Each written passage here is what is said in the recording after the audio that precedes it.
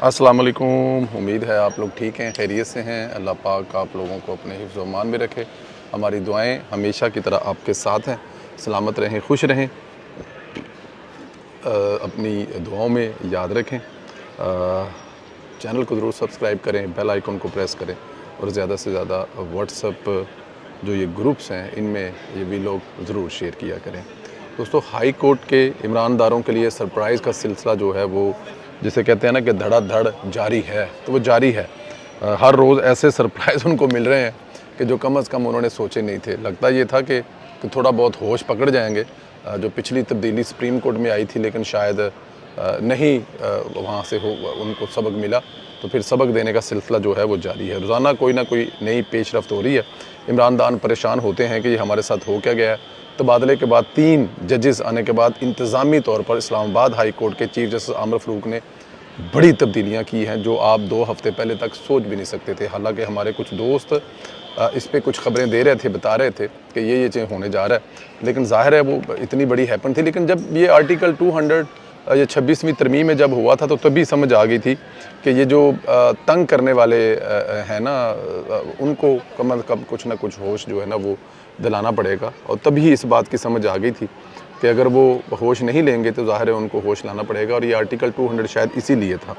Justice मियां गुल हसन औरंगज़ेब को हटाकर जस्टिस आज़म खान को सेशन कोर्ट वेस्ट का इंतज़ामी जज तैनात कर दिया गया है और जस्टिस मोहसिन अख्तर कियानी को जजेस कमेटी से भी हटाया गया है। जस्टिस सरफराज को इंसदाद दहशतगर्दी और नैब कोर्ट्स के इंतज़ामी जज का भी तैनात जो है वो कर दिया गया है। तो ये बड़ी तब्दीलियाँ हैं, क्योंकि इससे पहले ये दो चार जज थे। इन्होंने देखें, जजों को जो उनकी ड्यूटी है, जो उनको आइन में इख्तियार दिए गए हैं उससे तजावुज़ नहीं करना चाहिए, क्योंकि वो पूरे सिस्टम को चलाने वाले होते हैं। जिस मुल्क की, जिस मुआशरे की अदालतें जो हैं वो ठीक काम कर रही हों, वहाँ पे ना बादशाह जुल्म कर सकता है, ना पे राया जो है वो भी कोई गलत काम कर सकती है।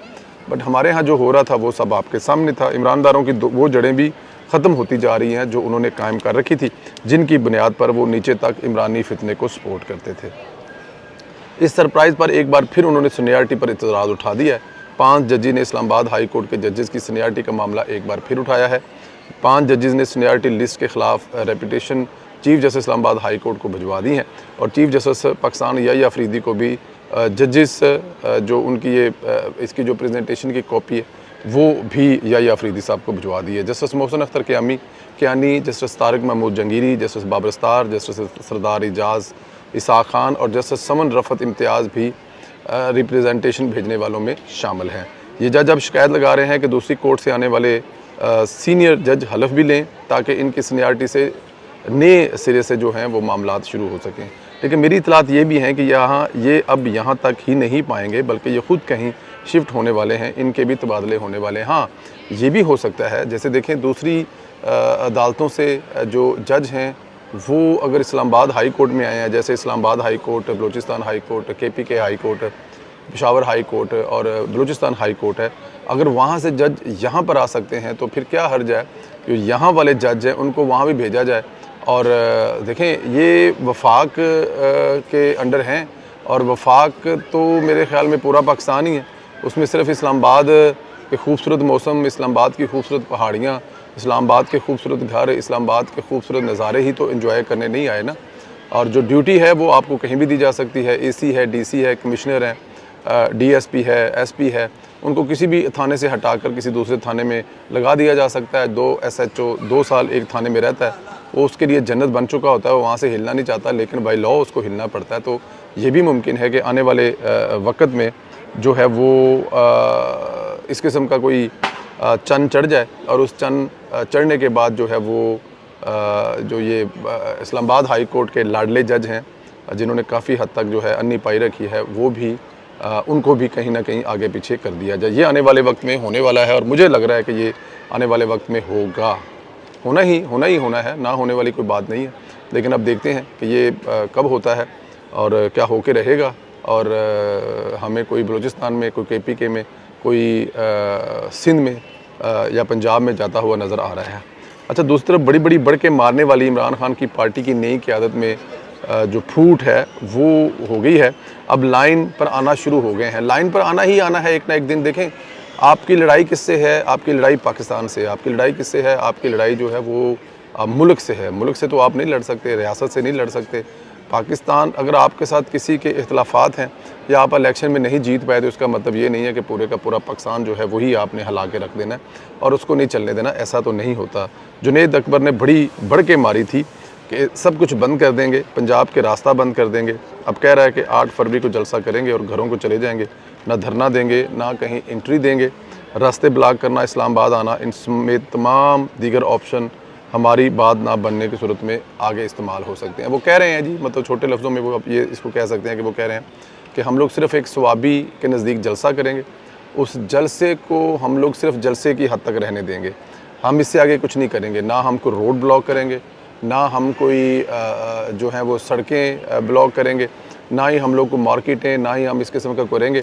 हम लोग सिर्फ़ और सिर्फ एक जलसा करेंगे, जो मेरे ख्याल में करना चाहिए, राइट है, हक़ है। पहले भी मैं इसके हक़ में हूँ। जलसे जुलूसों से आप सियासी जमातों को नहीं रोक सकते। पाकिस्तान जो PDM की एक तहरीक थी इमरान खान के दौरे हुकूमत में, पूरे पाकिस्तान में चली, पूरे पाकिस्तान में जलसे जुलूस हुए। कश्मीर के इलेक्शन हो या फिर बलूचिस्तान तक हो या फिर GB के इलेक्शन हो, मरीम नवाज़ ने एक बड़ी भरपूर इलेक्शन कैंपेन चलाई, जलसे जुलूस किए। तो जलसे जुलूस जो हैं वो हक़ है, लेकिन बात सिर्फ इतनी है कि आप जलसे जुलूस ज़रूर करें। इन जलसे जुलूस की आड़ में मुल्क में इंतशार ना फैलाएँ, जो कि पाकिस्तान तहरीक इंसाफ का काम है। और अगर जुनैद अकबर साहब बड़ी बड़ी बढ़ के लगा कर आए थे कि हम लोग मतलब कि अब सख्त लाइन लेने वाले आ गए हैं, तो हम लोगों ने ये कर दिया, वो कर दिया।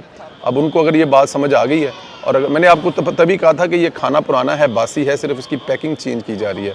तभी मैंने कहा था कि माल पुराना है, स्टाइल वही रहेगा, बल्कि उससे बेहतर हो जाएगा।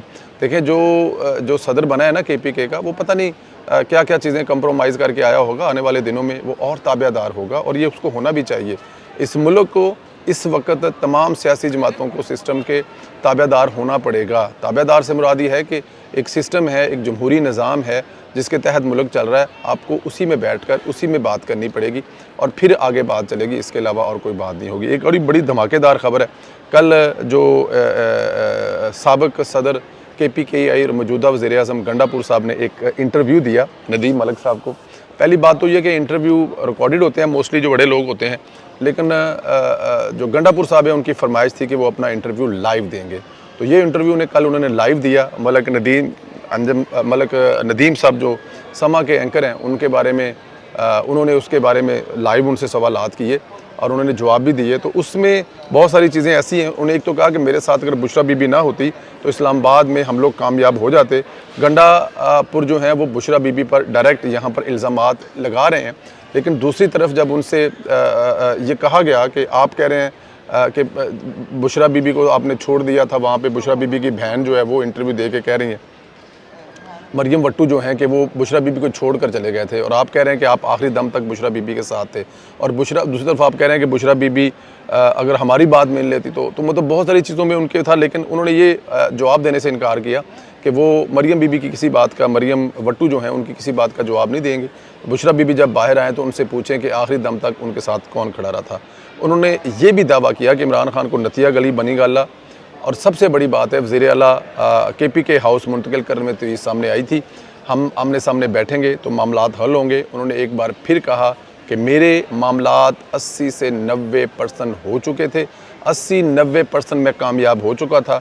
अगले कुछ दिनों में इमरान खान साहब जो हैं वो बनी गाला, ज़मान पार्क, नथिया गली, या फिर सबसे बड़ी बात है वज़ीर आला KPK हाउस में शिफ्ट होने के लिए हमारी बातचीत हो चुकी थी। तो ये जो इतने बड़े हमें इनकलाबी बन के दिखा रहे हैं ना, क्या इमरान खान साहब 100 साल तक जो है वो जेल में रहेगा, 100 साल तक वो काटेगा, वो टूटा नहीं है, वो हार नहीं मान रहा। नहीं भाईजान, वो हार मान रहा है, हार मानने के साथ साथ ख़त लिख रहा है। और गंडापुर साहब ये जिसको हम लोग डील कहते हैं, जिसको हम NRO कहते हैं, उसकी कन्फर्मेशन कर रहे हैं कि उनको NRO मिल चुका था, लेकिन फिर क्या ऐसी वजूहात बनी ये भी किसी दिन गंडापुर बताएंगे। बट मेरे ख्याल में जो वो रवैया था बुशरा बीबी का, शायद यही रुकावट आई है, क्योंकि इसके अलावा तो और मुझे कोई रुकावट नज़र नहीं आती अगर तमाम बातचीत हो चुकी थी। इमरान खान पहले कारकुनों की रिहाई चाहते थी, चीज़ें चल रही हैं, 1-2 दिन में मुलाकात होगी, जो पीछा अपनी ज़ुबान से फिरेगा। गंडापुर ये बात करके PTI को बता रहा है कि मैंने मामला तय कर लिए थे, लेकिन बुशरा बीबी की वजह से, जैसा कि मैं आपको बता रहा हूँ, बुशरा बीबी की वजह से ये सब कुछ काम ख़राब हुआ है। आप लोगों से गुजारिश है कि ये इमरान खान इनकलाबी है, ज़्यादा टाइम जेल में निकालेगा या फिर सुबह शाम जो तरले मिन्नत कर रहा है इसको किस जगह से कोई माफ़ी मिल जाएगी। इस पे राय का इजहार ज़रूर दें। और ये जो जुनैद अकबर खान साहब बड़ी बड़ी बढ़के मार के आए थे, अब कह रहे हैं सिर्फ जलसा करेंगे और कुछ नहीं करेंगे। इवन उन्होंने ये कहा कि लाहौर वालों का लाहौर वाले जाने, मैं सिर्फ KPK को ज़िम्मेदारी लेता हूँ। इनके बारे में भी कमेंट करें और जजों के बारे में बताएं कि जो जज जो हैं इनको इस्लामाबाद वाले जो ख़तों वाले जज हैं, जो सिस्टम को गिराना चाहते हैं, हुकूमत को चलना नहीं देते, क्या इनको दूसरे सूबों में ट्रांसफ़र करना चाहिए? ये मुमकिन है, आने वाले दिनों में होने जा रहा है। अपनी अपनी राय का इजहार करें, चैनल को सब्सक्राइब करें, बेल आइकन को प्रेस करें और ज़्यादा से ज़्यादा व्हाट्सएप ग्रुपों में लिंक शेयर करें। ख्याल रखें, इजाज़त दें, खुदा हाफिज़।